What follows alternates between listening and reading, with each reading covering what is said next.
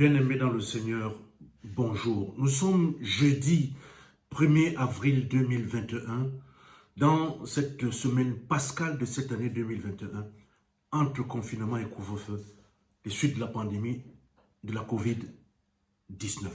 Que la paix de notre Seigneur Jésus soit avec chacun de vous et béni soit le Seigneur qui nous accorde encore la vie pour le partage de sa parole.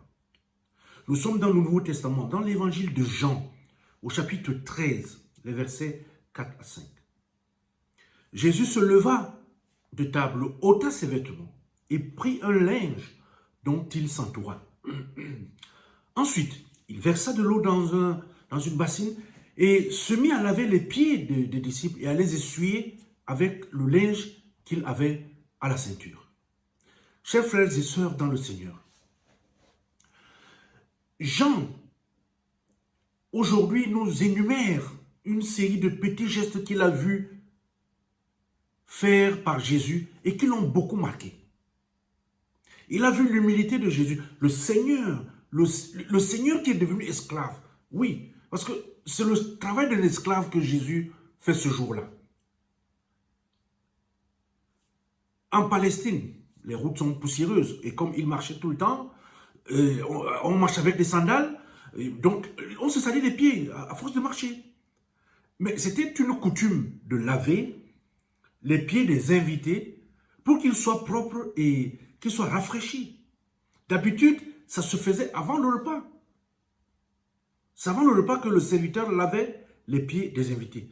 Mais ici, bien aimé dans le Seigneur, Jésus le fait pendant le repas. Cela voudrait dire qu'aucun des 12 apôtres n'a eu le temps de le faire avant. Personne n'a voulu s'abaisser. Tous étaient tellement orgueilleux les uns les autres, des hommes fiers. Et surtout qu'il faut se souvenir que déjà entre eux, ils se disputaient pour savoir lequel parmi eux est le plus grand.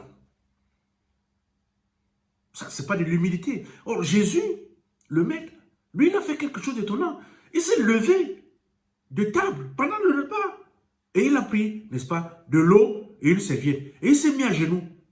Et il s'est mis à laver les pieds des disciples les uns après les autres. Et il essuyait les pieds au fur et à mesure. Ses mains plongeaient et ressortaient, n'est-ce pas, d'une bassine d'eau naturellement qui devenait sale, l'eau devenait sale au fur et à mesure. Quelle humilité. Quelle humilité. Oui, le Seigneur, le Maître, le Fils de Dieu.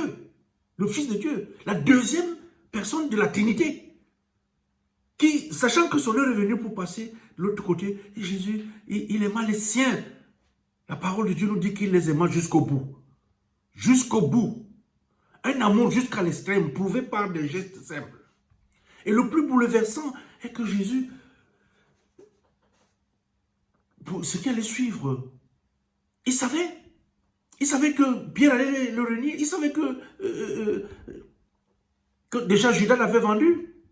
Il savait que ses disciples allaient, n'est-ce pas, l'abandonner. Bien aimé dans le Seigneur. Et pourtant, il a lavé les pieds de ses disciples. Ces mêmes pieds qui allaient courir quelques instants après pour s'enfuir et l'abandonner.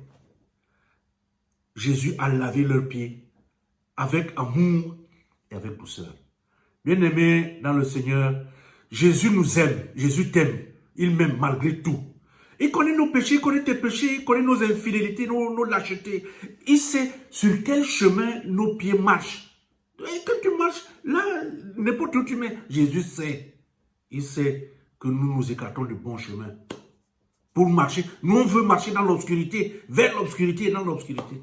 Et pourtant, à travers le geste de lavement de pied de ses disciples, il nous dit à chacun, aujourd'hui, à toi, à moi, que je t'aime jusqu'au bout. En dépit de tout. Le thème, bien aimé dans le Seigneur, que je vous propose et partage avec vous ce jeudi 1er avril, est que la personne que tu aimes n'est pas propre. Mais comme Jésus, aime-la jusqu'au bout. Amen. Seigneur notre Dieu, tu es un Dieu d'amour. Aide-nous les uns les autres à vivre cet amour entre nous. Au nom de Jésus.